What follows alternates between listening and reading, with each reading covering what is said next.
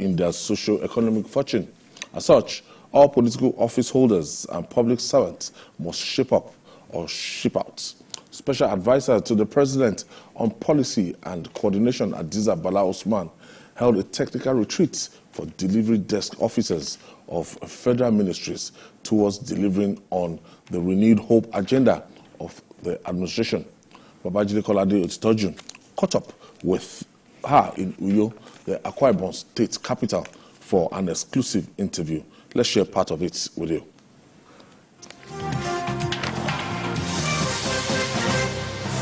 The question is, what should civil servants bring to the table? I want you to tell us what indeed this is all about. The Central Delivery and Coordination Unit of the Presidency is holding a retreat, a 3-day retreat with the delivery managers across all the ministries of the federal government.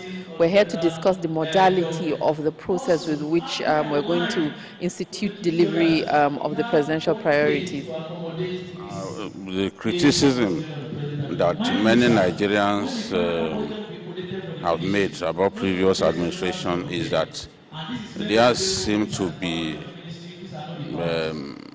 nothing like key performance index and means of ascertaining whether ministers and other key functionaries in government have the capacity to continue to keep their jobs. What you've been given is something really new. How challenging have you found the job?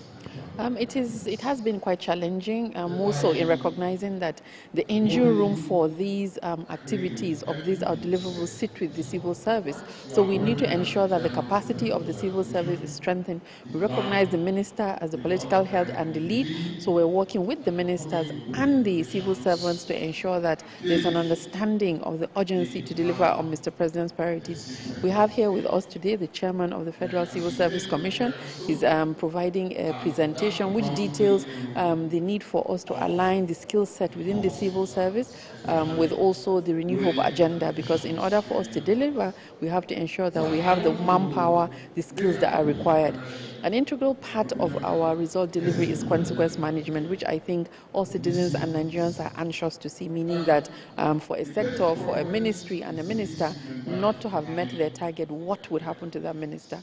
And as I recall, referencing the time frames, we're going to do our first assessment in the end of first quarter 2024. We recognize that the budgetary provision for this round of activities commenced in January. So that is why our first assessment would be in the first Q of 2024. But as I mentioned, we need to build and strengthen the capacity of the ministry for them to recognize what is expected of them and the process with which we're going to monitor them, the process with which we're going to have independent assessors coming from the outside to also determine, yes, have they met their target. So we have 3 layers of assessment. The first layer is the internal delivery process that we have instituted. The second layer is the independent assessment consultants that we're going to engage to determine that. And the third layer are citizens, Nigerian citizens, who form the third layer of assessment that we're going to have, meaning that a minister will be assessed internally by us, by 2 an external consulting assessment, and then 3 by the Nigerian citizens using our citizen platform. The Nigerian citizen will be able to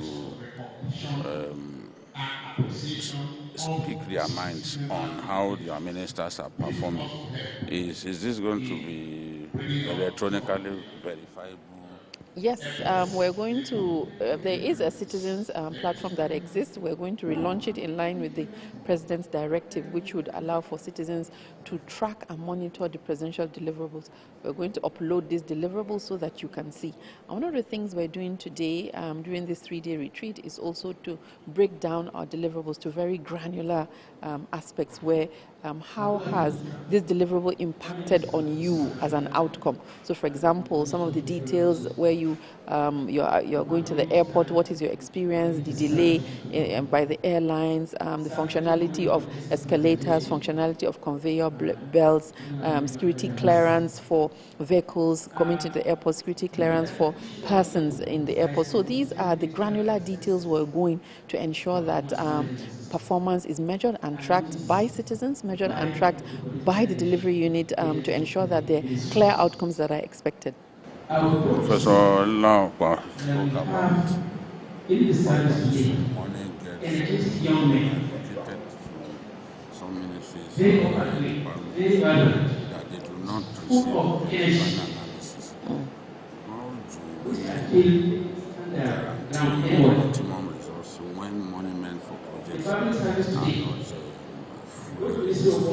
that is recognized. We actually deliberated upon that at the last week's Federal Executive Council, where Mr. President charged the Ministry of Finance to ensure timely deployment of resources. Because, as you mentioned, you can't function if the full resources have not been deployed.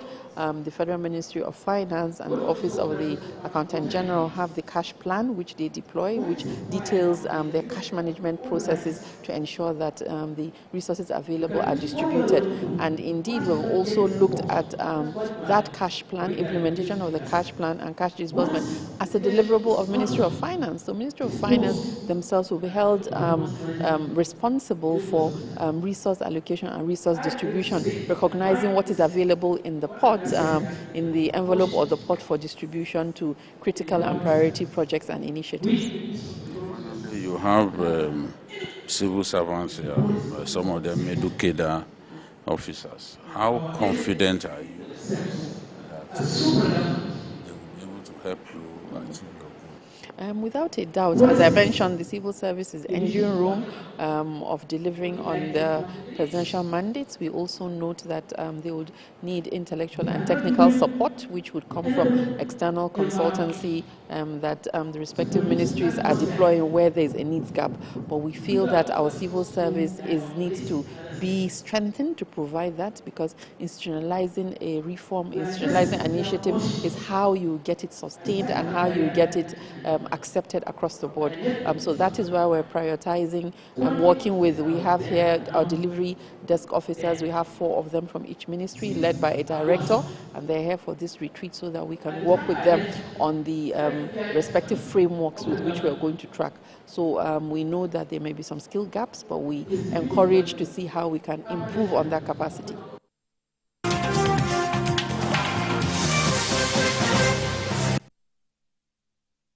Yeah, HadizaBala-Usman. Julie, you attended that seminar, and what were they trying to achieve? No, the president has given her a tough job to look at all the ministries, assess the ministers. I think there is a determination on the part of President Tinubu to not be like the man that is succeeded. Ministers during the last dispensation were really not challenged. You found ministers who were not doing well, extremely laid back, yet they were kept on their jobs to the anger of Nigerians. Service chiefs too, even when they were clearly failing, the former president was reluctant to show them the door. But President Tinubu has made it clear from the beginning that ministers will be assessed periodically. And during this, the first assessment will come before the end of the first quarter of this year. So you can imagine we have far more ministries now. But all those ministers manning the ministries will be assessed. And each ministry has delivery desk officers made up of senior officers in the civil service and in the federal civil service. They will be given parameters that will be used to assess these ministers. Professor Laokpa, the chairman of Federal Civil Service Commission, is someone very knowledgeable on the civil service in Nigeria. He's an expert in that area. He was telling them about the problems. And I heard him say clearly that, look, in some cases, even the people working in these ministries do not know what the renewed hope agenda is. They've not really caught up to the renewed hope agenda. And in some ministries, like 500 billion could be appropriated to a ministry, and they won't get the money. Even if they will get it, they will get maybe 200 or 300, or the money will be released very late. How do you assess Perform optimally? Yes. Already that person is, that minister is not funded. Yes, that minister is already at a disadvantage when he doesn't get the money to function. So Hadiza was saying, look, this matter came up during the last ESCO, and that the president has told the finance minister that, look, things have to improve in that area. Budget performance, you cannot achieve optimum performance if they don't release money on time, as we always have in our country. So there are many obstacles that even Hadiza will face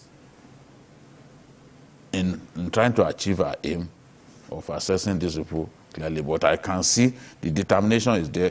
She said that, look, when she was talking about FAN the other day, she said, okay, FAN, what have we achieved in terms of services delivered by airlines and all that? Are Nigerians happy? When Nigerians land at an airport, are the conveyor belts working? How much time do they spend waiting for their luggage? You know, so these are things that, okay, a minister manning that ministry knows that he has to address, you know, because it's part of what they will judge you with. So I can't wait for the first assessment that will come up at the end of the first quarter of this year. Let this minister sit up. We can't have a situation in which a minister thinks that, okay, they've given me this job, nobody can take it. Of course, it will be taken off you if you don't perform. You don't perform. There's some ministers that I barely hear about them, and their ministry is hardly in the news. I think what this government has done is quite commendable. And you see, it's not just enough for you to pick your aides, ministers, special advisors. They must understand your dream. They must share your dream. They must understand what your economic policies are all about. And I'm just reading from the screen now that these are delivery officers. So it means that these are the people that will relate with the common man of the street. These are the people that will deliver the project. It's not the minister that will go from one place to the other to carry out his policies. He has to rely on the linesmen and women. So these are the people that are supposed, they are the gatekeepers, they are supposed to be the ones that give feedback to the government. So it's important to realize that whether a project succeeds or not depends on these delivery officers, who are the end users of government policies. So I think it's a very, very good thing. I'm not sure it happened in the past 8 years. And I hope other states can also learn from what the federal government is doing. Because by training them, you are impacting on them what you expect, what the president expects them to do. And I think it's going to put them on their toes. It will force them to sit down very well, that there are people watching them, and whether the president succeeds or not, it's also partly dependent on how they carry out their activities. So I hope other states will also do the same thing. You need to train, and it's not just even once. It should be periodic. Maybe after 1 year, there should be a review to see how far, they have gone in terms of implementing government policies. So I think it's quite commendable. It never happened in the past 8 years, and that, ensured, that gave a kind of blank check to the minister. They just felt nobody was watching them, nobody was writing the post on them, except maybe media occasionally just writes on their activities. So I think it's a very good initiative, and I hope other states, even local governments, should do the same thing so that they can give capacity building to those that are supposed to implement the policies and dreams to actualize the dream of the president of the country. So then finally, ultimately, we think after some time now, we'll be able to verify the performances of these ministers, yes, and their ministries, what they've been able to achieve. Yes. I think even at our level, as journalists here at TVC, we can ask the viewers to even tell us what they feel about these ministers. I don't think you ask Nigerians, they will tell you that probably 4 ministers are active. The rest are following the president, traveling up and down. It's not, what is your business traveling with the president all the time? They are going to Dubai, you also want to go. They are going to Germany, you also want to go. To do what? You need to sit down here and work. This is the time for everybody to jump in and save the sinking ship of our country. But if people's preoccupation is simply to travel with the president, see what testacle they can make, then we are not going to get there. But the good thing is, the idea is good. We can't have ministers who will be behaving like they are not accountable to Nigerians. We can't have the sort of ministers that we had during the last dispensation. Many of them were inactive. There was one, who despite suffering serious infrastructure gaps in his state, in his own this thing that they've given him, the portfolio that they've given him, he still return money. How can you return money when there are no street lights are not working? I'm talking about the former FCT minister. He returned money to the National Assembly. Yet when you go to Abuja, you see where he could have spent money on. Some streets in Abuja till today, they don't have street lights. Some of them very close to the seat of power. The street light, either the bulbs have expired or something. So there's an urgent need for this minister to sit down and work. He can't continue like, they've given me this ministry, nobody can take it. Of course, someone can take it. And the president should take someone's portfolio if that person will not work for our people. All right. We'll take this break.